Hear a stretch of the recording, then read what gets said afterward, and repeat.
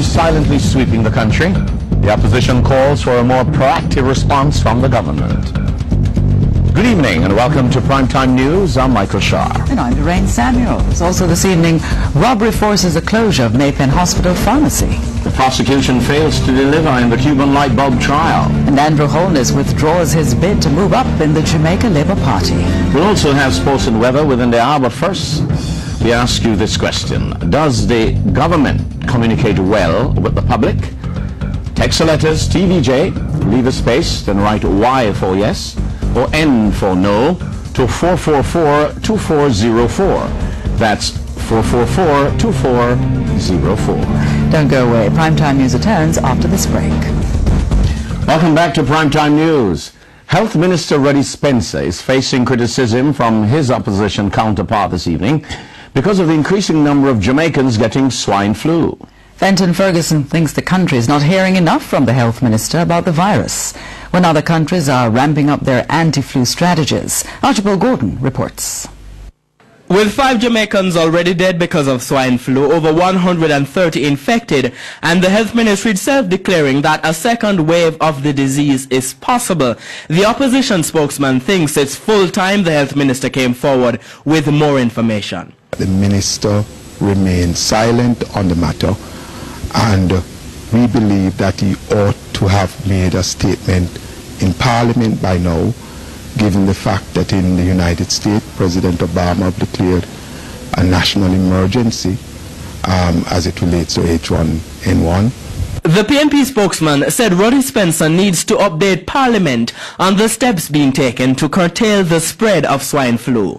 And it's not the only issue of which Fenton Ferguson thinks Health Minister Ruddy Spencer is making a mess. Fenton Ferguson thinks the Health Minister's actions have spawned unnecessary unrest in the already burdened health sector. We have always criticized the manner in which the government has gone about the discussions, and in terms of constantly evading the nurses or putting off or giving new dates which are out of keeping with timelines, and to that extent it has created in its own way frustration for the nurses. The opposition spokesman pointed out that the health minister is a veteran trade unionist, but said Ruddy Spencer has not been using up his skill in that area. We ought to have seen from day one that it would be difficult to just pull one grouping out of over 28 groupings and to make a pay increase. Archibald Gordon, TVJ News. Hundreds were inconvenienced today when the government-operated pharmacy at the Maypen Hospital closed for the day. The closure followed a break-in last night in which the thieves made off with several computers and other items. Latoya Spence reports. Activities in the drug-serve pharmacy at the Maypen Hospital ground to an unexpected halt this morning. Shortly after 7, workers reporting for duty discovered the pharmacy had been broken into overnight. It's believed this pallet was used as a makeshift ladder to gain access through this window. The thieves removed several computers and other equipment. It's still not clear whether pharmaceutical items were taken. As a result of the theft, several hospital patients who needed the pharmacy had to be turned away. This as the computers used to keep track of the pharmacy's inventory were gone. Maypen residents were livid. Well, this is very disgraceful because the sick people who need their medication, it is bad. It is a disgrace. We need to do better in this country. Sometimes when you come down here, you don't have any money to buy and you can pharmacy go buy it. A representative from DrugServe says it's difficult to assess the loss and that an audit is now being done.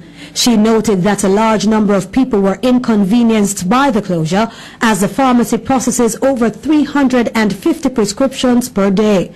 She said only the prescriptions of persons hospitalized at the facility were processed for the day.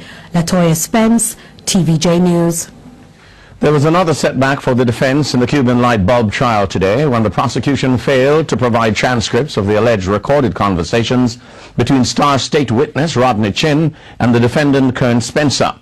After revealing several weeks ago that it had incriminating information from Mr. Spencer's own mouth on tape, The DPP's office says it is still not in a position to reveal the contents.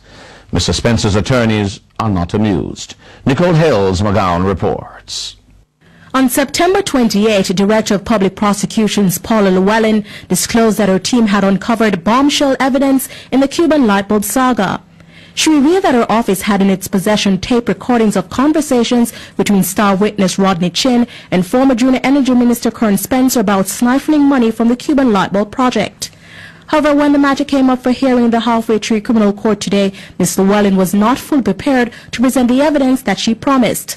The DPP told Judge Dwight Pusey that not all the conversations had been transcribed, noting that only 18 of the 27 recordings have so far been completed. She blamed the delay on what she described as the, quote, thickness of the Jamaican Creole. You are dealing with human beings. We don't have any machine, well, certainly not in Jamaica that I know of, that would be able to put in the CD and immediately the Jamaican Creole would immediately become transcribed into writing, or it would be typed up. The fact of the matter is that this is being done under the purview of the police, but by human beings.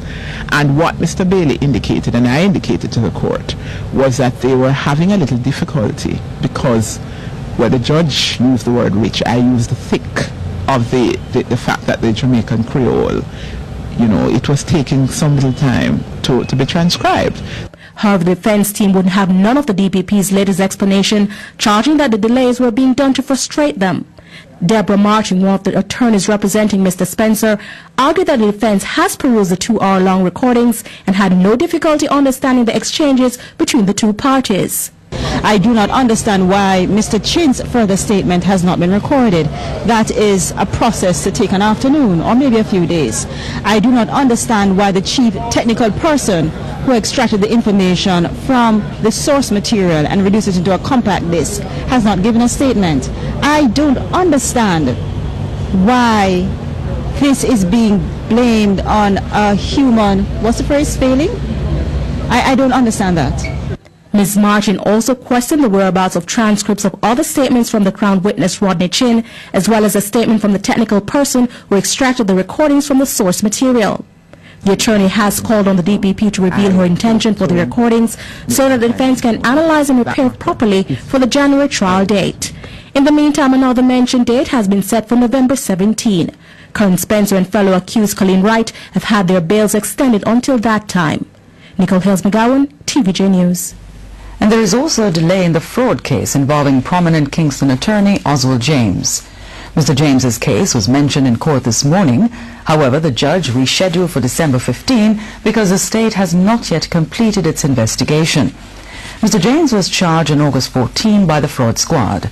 He is accused of defrauding his clients of more than $20 million. Mr. James was under investigation for several weeks in a multi-million-dollar real estate deal that went sour.